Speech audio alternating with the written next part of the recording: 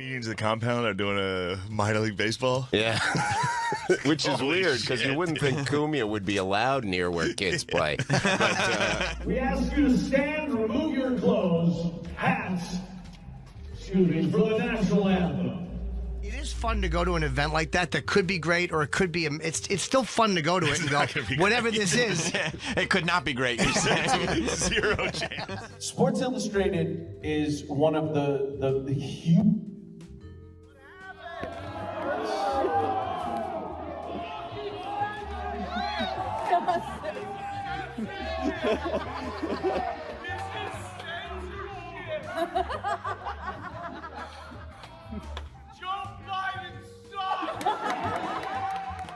Who thought this was a good idea? So for a couple of years now, the folks over at Compound Media have been traveling across America, touring under the banner of Comedians of the Compound, entertaining literally tens of people at a time.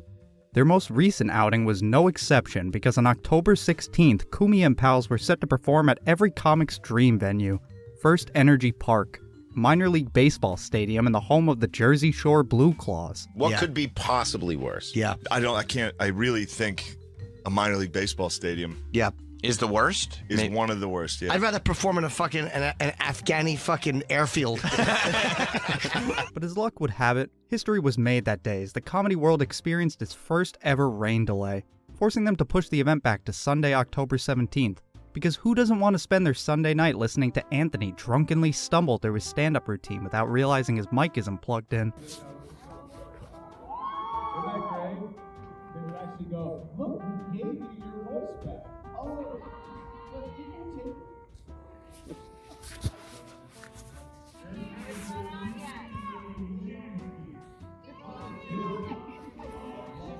Look, I love a hooah! And what a crowd! Boy, do the fellas over at Compound Media know how to market a show. Let's be fair though, it's not like this event's been in the works since April and still only managed to rope in a crowd of maybe 60? And unlike Ant, I'm being pretty liberal with that estimate. But hey, at least there were enough seats. Here's a fun comparison. This is the crowd that came to see Anthony. This is the crowd that came to watch the pork roll, egg, and cheese race. Same stadium, but something seems a little different. The event was set up through Uncle Vinny's Comedy Club in Point Pleasant, and despite having an actual club for comedians to perform at, Ant decided to opt for the baseball stadium because he googled Uncle Vinny's and saw this picture. So I know he's not a stand-up, but I kind of assumed Cumia was going to headline this event since it's his network, but no. Geno opened, and then Ant went after him. I just wouldn't imagine he'd be interested in middling for Aaron Berg or Joe Currie. He's been touring and doing stand-up for almost a year now, so you'd think he'd have a little bit more confidence on stage by this point, but Tony Two Shirts hasn't improved much since his infamous performance at Big J's roast. Maybe we could cut him a break, though. He was a little nervous about who was watching him perform. I made sure I got my hot dogs before I went up there, because the guy selling the hot dogs was black. I didn't want him spitting on my food after he saw my act. All it took was one black guy selling hot dogs to frighten Anthony to the point of completely dropping all racial material from his act. Not a single joke, which might explain why his set was a little shorter than everyone else's, around 12 minutes. He took to the stage as any self-proclaimed alpha male would, with a White Claw in hand. Look at how proud he is coming off the stage, fist held high, drink still in hand, knowing what a great performance he just put on for his fans. Delivering fresh material like his new theory on relationships. Relationships are like chewing gum. You fucking, when you start, you get that new stick. Ooh, it's in your mouth. You go, this is so flavorful. I'm ripping off Brian Regan, yes. What a flavorful gum! Listen to that polite titter, followed up seconds later with uproarious laughter. It's like the audience knew there was an attempt at a joke but didn't want it to just bomb, but also had to think about whether they really wanted to laugh out loud.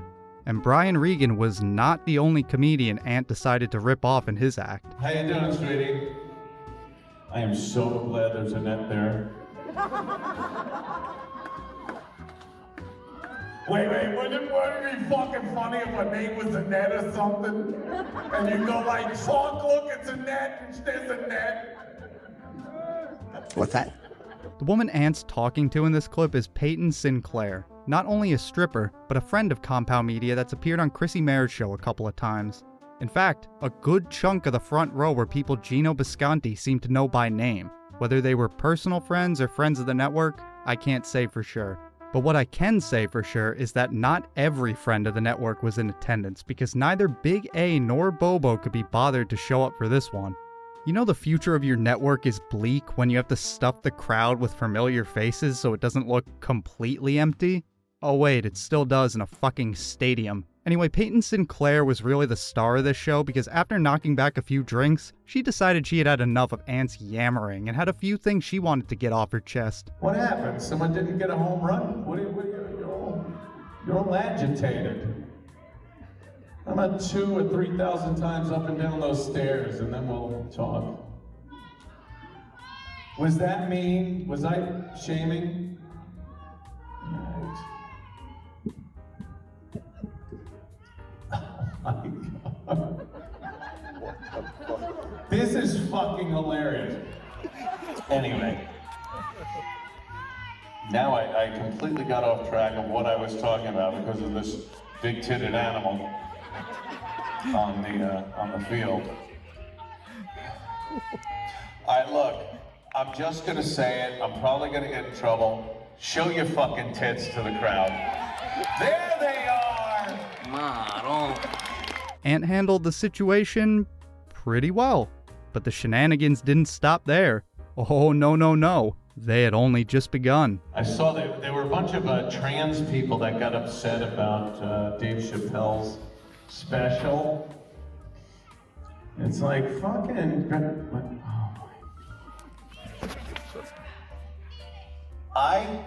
How could you be more annoying than Geno Bisconte? That's what I'm wondering. I'm right here.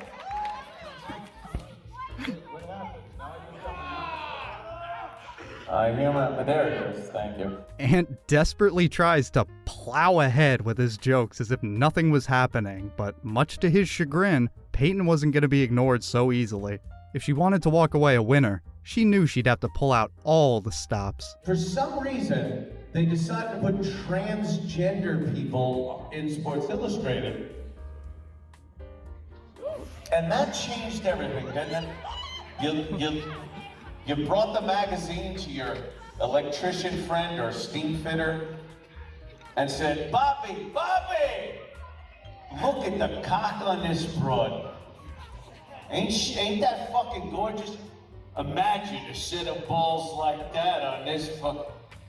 You gotta understand your goddamn audience. And that's what the mistake that OnlyFans made too. And they realized it. Oh shit. I love this. What is this, WWE? She's not the hero we need. She's not the hero we want. But she did chuck a beer at Chrissie Mayr. Also, I can't show you, but Google her name. She's made a couple films I don't think Anthony would approve of.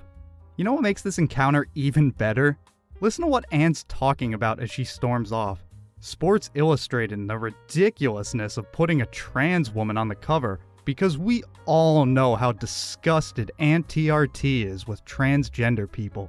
He would never be involved with one. No way. And even if he was, there's no way that trans woman would then go on to have a far more successful YouTube channel and Twitter than Anthony. How fucking lame. Yeah, that's so embarrassing. Ugh. In fact, Ant is so against transitioning, when he's on stage, he's incapable of transitioning from one joke to the next. My take on employees, not very good. If you look at the people that work for me. Anyway, you see, Bill Clinton was in the hospital. Not even a chuckle for Ant's terrible hiring practices. You hate to see that. It's been a rough show so far, but I'm sure Anthony's got something funny to say about Bill Clinton's UTI. I mean, shit, you don't have to try too hard to make that funny. He had a urinary tract infection. The doctor and Mrs. Clinton got together, and the doctor's like, I don't know. I'm looking at the x-ray here. It looks to me, in my professional opinion, like someone took a voodoo doll of Bill Clinton and just shoved a needle in the tip of his dick over and over again for decades. And she's like, really, doctor? I can't even imagine how that would fun. Yeah. Hillary and Bill don't really get along. That's the joke. And then he does what some say is the worst Bill Clinton impression they've heard since Rich Little. But I guess it depends on what your definition of the word is. Yeah, so they told Bill Clinton today he could go home, and he's like, doctor, could you fucking find something else wrong with me? Hillary's like, Bill, get your shoes, get your underwear or something. Doctor, I swear I don't feel too good. Because this is a compound media audience, they really don't care if it's funny, just as long as the jokes fit within their worldview. So Anthony then does what any unfunny liberal comedian does, and begs for applause to compensate for the lack of laughter by making a broad political statement he knows his audience agrees with. I sure do miss Donald Trump. It's just one of those things. I miss him a lot. The Afghanistan thing was kind of the bottom line of me just going, God damn, Donald wouldn't have let this happen. And fucking... The final 2 minutes of Ant's set are dedicated to this bizarre Trump bit that goes absolutely nowhere, but don't worry, because we get another stellar impression from this king of comedy. And I just imagine Donald Trump fucking going, I need a helicopter. So you want us to get a bunch of people with helicopters and go over and get the people from Afghanistan and bring back? No. I want a helicopter. I'm gonna bring it. You're like, what the? See, just like George Costanza, Ant knows to end on a high note and leave him laughing. So he meanders through this fantasy of his involving a shirtless Donald Trump fighting in Afghanistan, and then it just ends, awkwardly passing the mic off to Chrissie Mayr so she can bring up the next comedian unfortunate enough to show up to this gig. I picture people running toward the airport where people are being bombed and shot, and there's just a Black Hawk, and a shirtless Trump is in the door. Get some, motherfucker, get some. Come on, I'm here to fucking get you. Get to the chopper, get to the chopper. Always wanted to say that, always wanted to say it. Great line in Predator, great line. Get to the and then people are like running and they dust in their eyes and they go, is that shirtless Donald Trump? Ladies and gentlemen, I fucking love this. You guys are awesome. We got still a whole night of comics coming up. And that's pretty much how Ant's set went. I have the full thing recorded, so maybe enough people want to see it, I'll post it on Twitter or something, but I can assure you there weren't any big laughs I left out to make this look worse than it is. It was uncomfortable to sit through. I would talk about the other comedians that performed, but who actually cares? I don't even have video of it because the man responsible for this terrible footage left right after Ant's set because it was, quote, cold outside and I was embarrassed to be there. I can't imagine any self-respecting comedian agreeing to do this show. Shane Gillis, who you heard shitting on this event at the beginning of the video, he was actually a part of a Comedians of the Compound show back in June of 2019, and even he couldn't stop himself from publicly laughing at the position Anthony put himself in. Ant did 17 minutes. He's really wow. Yeah. the first time he did it was in Montreal years ago. I remember. He went up by, he was funny. Like as a guy who's so lightning fast, it's fun to watch him actually do it on stage. Mm-hmm. Yeah, I'm happy he's doing it. Or on home plate. Yeah, and So he hasn't. There won't be a bombed. mistake. Field. Yeah. Field. Yes. He hasn't bombed yet, but I'm trying to prep him for it'll like happen. his first What do you bomb. think this is? I've never seen a guaranteed bomb like this. It's like Field of Dream. If you build it, they won't come. Let me ask you this. Not only is it the worst venue for stand-up, a 5,600-seat stadium for, again, maybe 6 people to show up in the middle of October on a Sunday night, But who's even profiting from this shit? Like, honestly, who's making the money here? The stadium? Uncle Vinny? It was $32 per seat, so assuming all the money went to the comics, that's a little less than $2,000 to split between the 8 or so people that went up and performed.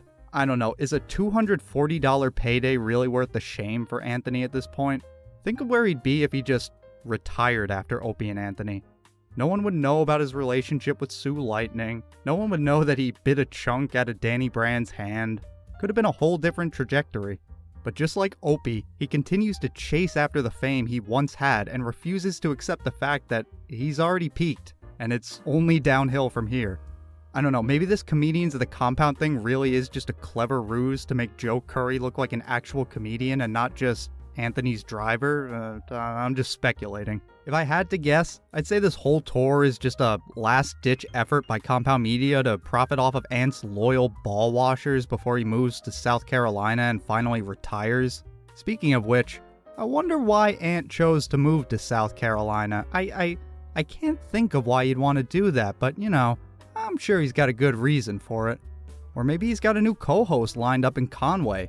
I made my career off of saying shock value. I made my career off of saying stuff shock value. If you actually cared, once you go to Anthony Cumia is actually a racist. He got fired from SiriusXM from being a racist, but you're not making videos about him. He says shock value shit all the time. He says way worse shit than I do. Ant lost $600,000 selling his McMansion, an almost impressively incompetent move in this housing market. He has plans of building another studio in South Carolina, and all the while has to keep enough cash on hand to financially provide for his talentless brother and support his crippling addiction to alcohol and gambling.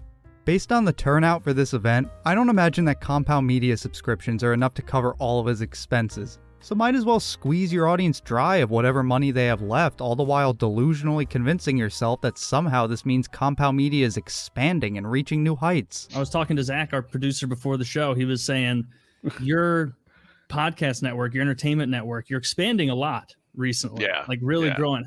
Tell us about that. How's that been going? We're doing comedy shows. So we do these Comedians of the Compound all over the country. We got gigs coming up in Chicago and Miami. Oh, okay. An upcoming gig in Miami. Well, I mean, that sounds like a big deal. A lot of great clubs in Miami. I wonder which one they decided on. Comedians of the Compound we did in Vegas. We're doing one in Miami. And there's like a bass fishing tournament attached to it. There's like a party boat. It's a whole convention now. That's awesome. Yeah. Wait, so the next stop after the minor league baseball stadium is a bass fishing tournament? Well, that's in March. We know our fans. Why do you guys go to clubs? No. He's a literal boat act at this point. I mean, Joe Matarese got booked on a cruise ship at least. It wasn't a fucking pontoon boat. And that Chicago gig, boy, is that going to be great. $50 per seat. And you could even pay for the privilege of eating with Anthony, Aaron, and Geno for the low price of $350. What a steal! And you know, normally you need to be 21 to get into a bar, but the North Bar in Chicago was willing to lower that age requirement just for Ant. Must be 16 to enter, but 13-year-olds are welcome with a parent. I should mention, Anthony will be personally enforcing that 2-drink minimum on every minor that walks through the door. I am fucking my brother's girlfriend's daughter. So please, if you think I'm being too harsh, feel free to go see Cumia live and you could judge for yourself.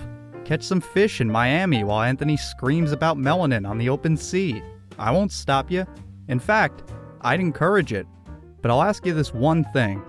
Do the world a favor and record it so we can all laugh along. And make sure you get someone that knows how to hold a fucking phone straight.